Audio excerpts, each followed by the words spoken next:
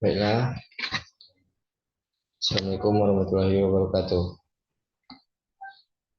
Perkenalkan, nama saya Gembel Putranta dari kelompok 2 dengan NIM 208772228. Di sini saya akan mempresentasikan tentang menganalisa, merumuskan rancangan dan susunan rencana pembelajaran keterampilan gerak, serta mempersiapkan dan memperkarya pengalaman belajar gerak secara tepat, sistematis, bermutu, dan terukur.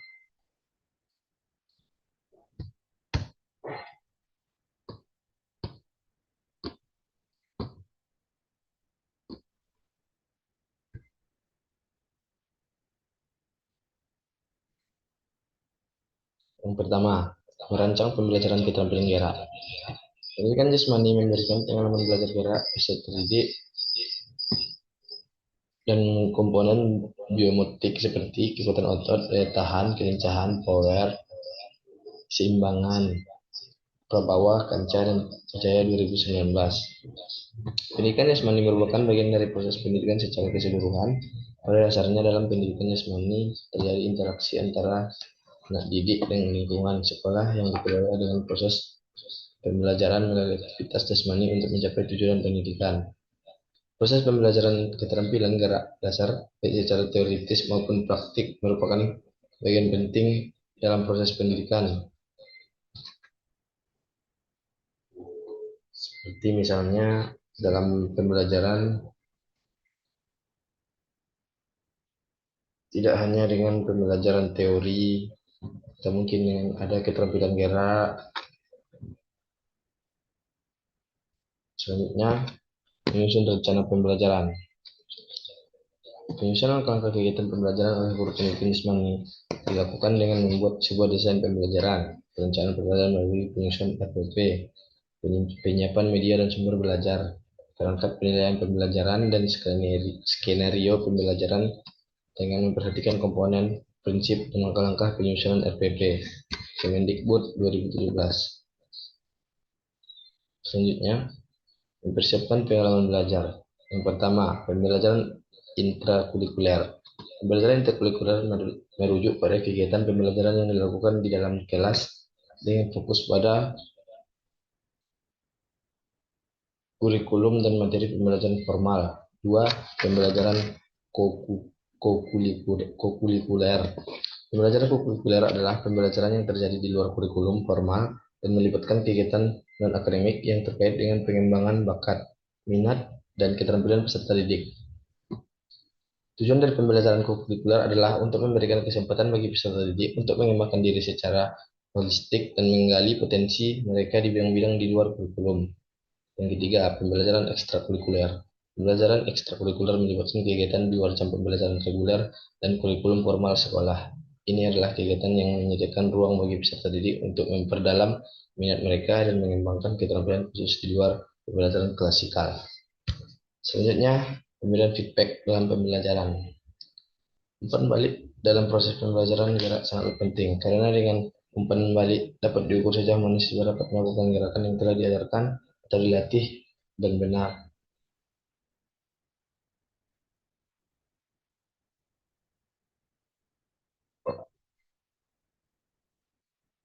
Umpan balik adalah perilaku guru untuk membantu setiap siswa yang mengalami kesulitan belajar secara individu dengan cara menggapai hasil belajar siswa sehingga lebih menguasai materi yang diberikan dan telah disampaikan oleh guru. Sementara itu, umpan balik digunakan untuk pelajar dalam mengatasi kesulitan baik secara klasikal maupun secara individual, disesuaikan dengan kebutuhan masing-masing peserta didik.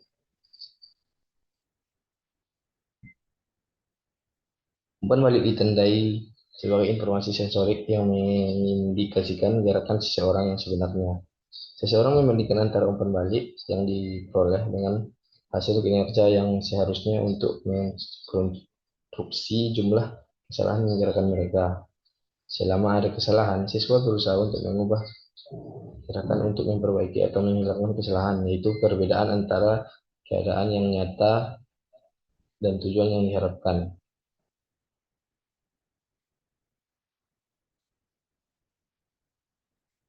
Jika seseorang melakukan suatu kegiatan bergerak, ada dua jenis informasi yang tersedia terkait dengan penampilan gerak, yaitu satu, tap instrik feedback. Umpan balik internal adalah umpan balik sensorik yang secara alami tersedia saat melakukan suatu keterampilan. Contohnya, saat melakukan gerakan servis dalam bola voli, maka ia akan menerima beberapa informasi internal yang bisa berupa umpan balik intrinsik dari indera proprioceptif yang menginformasikan posisi tubuh dan gerakan tangan serta lengan ketika mempersiapkan diri melakukan servis. Yang kedua, argumented feedback. Umpan balik eksternal adalah informasi yang ditambahkan pada umpan balik sensorik dan berasal dari sumber luar saat seseorang melakukan keterampilan. Umpan balik eksternal argumented feedback ini adalah informasi tambahan untuk meningkatkan umpan balik intrinsik.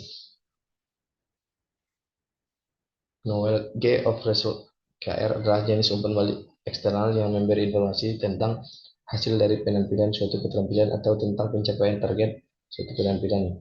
Dengan adanya informasi tentang hasil outcome yang dicapai, maka seseorang bisa mengetahui sejauh mana gerakan atau keterampilan yang dilakukan sudah mencapai tujuan. Yang keempat, knowledge of performance (KP) adalah informasi tentang karakteristik gerakan yang mengarah pada hasil suatu penampilan. Pengetahuan tentang karakteristik penampilan gerak yang ditambahkan ini berbeda dengan pengetahuan tentang hasil. Pengetahuan tentang karakteristik penampilan gerak yang ditambahkan ini, pengetahuan tentang penampilan PP ini seringkali berupa saran atau kritik. Contohnya seperti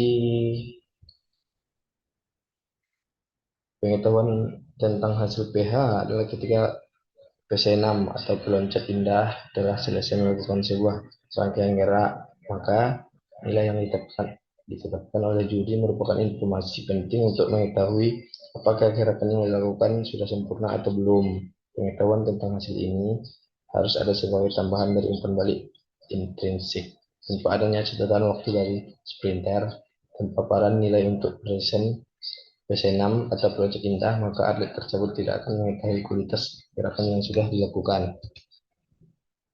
Mungkin hanya itu yang dapat saya sampaikan. Mohon maaf. Assalamualaikum warahmatullahi wabarakatuh.